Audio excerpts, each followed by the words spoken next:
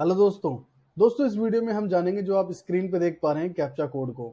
ये captcha code दोस्तों क्यों मेंशन करना पड़ता है आपको बार बार और क्या ऐसे रीजंस हैं। तो इन सारे रीजंस के बारे में हम जानेंगे इस वीडियो में।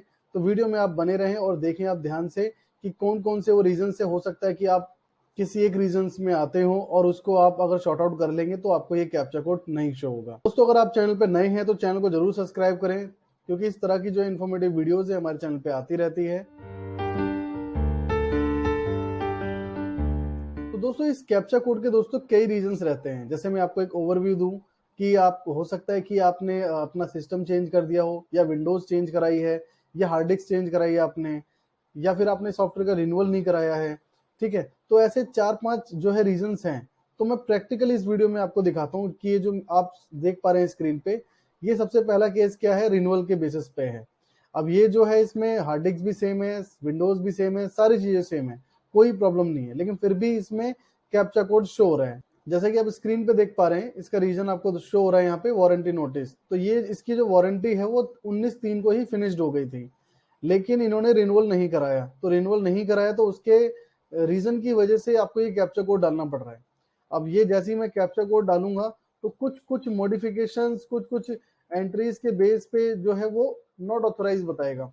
जैसे कि ये भी आपको शो होता है कि कभी कभी मॉडिफाई का ऑप्शन शो नहीं हो रहा, लेकिन आप नया बिल जनरेट कर पा रहे हैं। तो ये सारा कुछ जो है इसी के बेस पे है।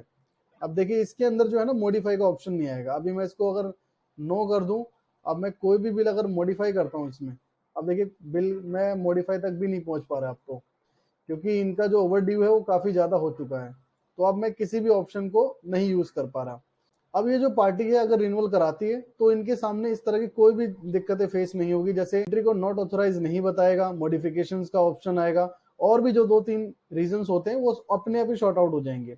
तो ये रिन्यूअल का जो आप देख पा रहे हैं रिन्यूअल की वजह से है। और दोस्तों दूसरा रीजन जो होता है, जब भी आप सॉफ्टवेयर को बाय करते हैं तो आपको जो लाइसेंस मिलता है उसमें आप अगर ध्यान से पढ़ेंगे तो यहाँ पे ये देखो लिखा हुआ है कि आपको 3 महीने के बाद ये वेरीफाई कराना है। कैसे करना है अभी वो भी मैं आपको बताऊंगा। जबकि यहाँ पे दोस्तों देखो नोटिफिकेशन पूरा का पूरा मिला हुआ है आपको मेल के अंदर ही, कि आपका जो लाइसेंस है वो 27/9 की EXE के जो भी ऊपर वर्जन है या वो वर्जन है उसी में आप चला सकते हैं। अगर उससे पहले के जो वर्जन है अगर उसको आप यूज करते हैं तो आपको इस तरह की दिक्कतें फेस होगी कि आप एंट्री नहीं कर पा रहे, आपको नॉट ऑथराइज बता रहा है, या आपका सॉफ्टवेयर ओपन नहीं हो रहा, या किसी और तरीके का एरर आपको शो हो रहा है। तो इस तरीके से आपको जो है ना कुछ दिक्कतें फेस होगी आपको।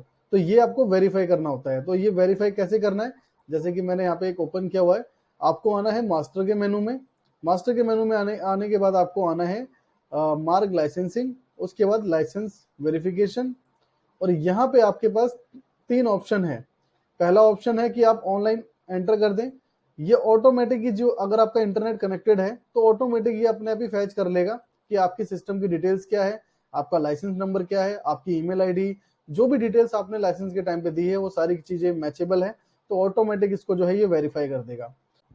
अब दोस्तों दूसरा जो ऑप्शन है, आप मास्टर में आएंगे, मार्क लाइसेंसिंग और लाइसेंस वेरिफिकेशन पे क्लिक करेंगे और क्यूआर कोड पे आप एंटर करेंगे।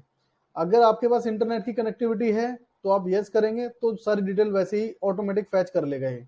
नहीं तो आप इस पे नो पे एंटर करेंगे अगर आपके पास इंटरनेट नहीं है। उसके बाद आप अपने मोबाइल से इसको स्कैन करके वेरीफाई कर लेंगे, तो भी आपका लाइसेंस जो है वेरीफाई हो जाएगा। और दोस्तों नेक्स्ट ऑप्शन के लिए आपको मार्क की ऑफिशियल वेबसाइट पे आना होगा। तो मैं मार्क की ऑफिशियल वेबसाइट पे आता हूँ।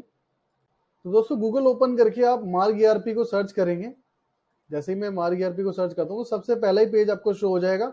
आपको इस पे क्लिक करना है। क्लिक करने के बाद आपको आना है दोस्तों लॉगिन में। लॉगिन में आने के बाद मार्क रजिस्ट्रेशन, और इसके बाद आपको यहाँ पे शो होगा वेरीफाई माई लाइसेंस।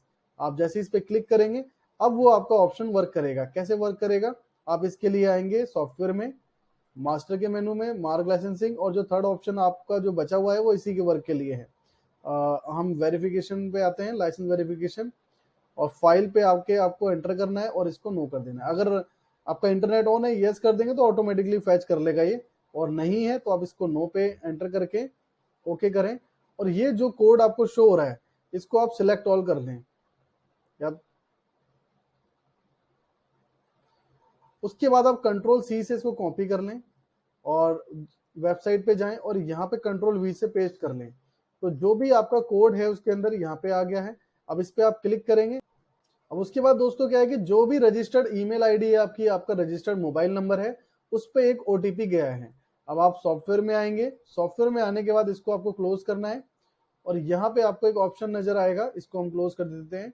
और यहाँ पे आप जो चौथा ऑप्शन आपको शो हो रहा है ओटीपी पे आके, आप वो ओटीपी आप यहाँ पे मेंशन कर देंगे जो आपके मोबाइल नंबर पे आया है। तो इससे भी आपका लाइसेंस जो है वेरीफाई हो जाएगा। तो इस तरीके से जो है आप अपने लाइसेंस को वेरीफाई कर सकते हैं अगर आपका वेरीफाई नहीं है तो। अब दोस्तों 2 केसेस के अंदर आपको जो है रजिस्ट्रेशन करना होगा अपने मार्क लाइसेंस का दोबारा से।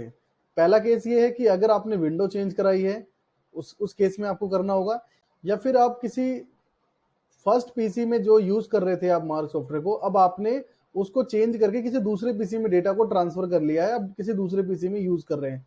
तो इन दोनों केसेस के लिए आप यूज करेंगे इसको। अब मैं इसके लिए आऊंगा मास्टर में, मार्क लाइसेंसिंग और लाइसेंस रजिस्ट्रेशन। इस पे क्लिक करने के बाद बाय डिफॉल्ट आपकी जो है डिटेल्स आ जाएगी, बट यहाँ पे आपको अपना नाम मेंशन करना होगा, जैसे कि मैंने अपना नाम मेंशन कर दिया। और उसके बाद डेजिग्नेशन में आप डाल सकते हैं जो भी हैं, आप अकाउंटेंट हैं, ऑनर हैं, और क्या सॉफ्टवेयर टाइप है आपका, सपोज एफएमसीजी वर्क है मेरा, रिटेल या होलसेल जो भी है।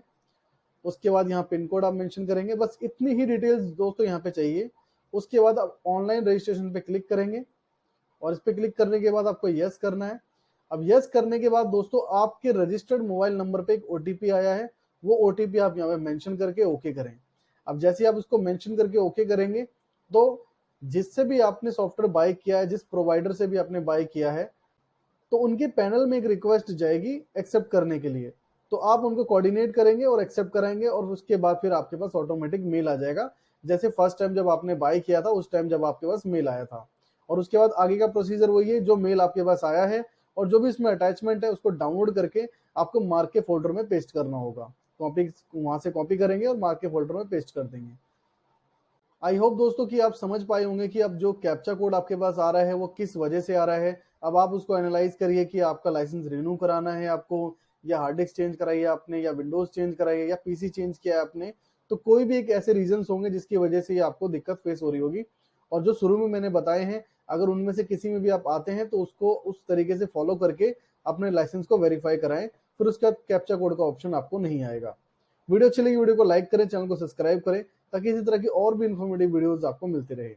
Thanks for watching.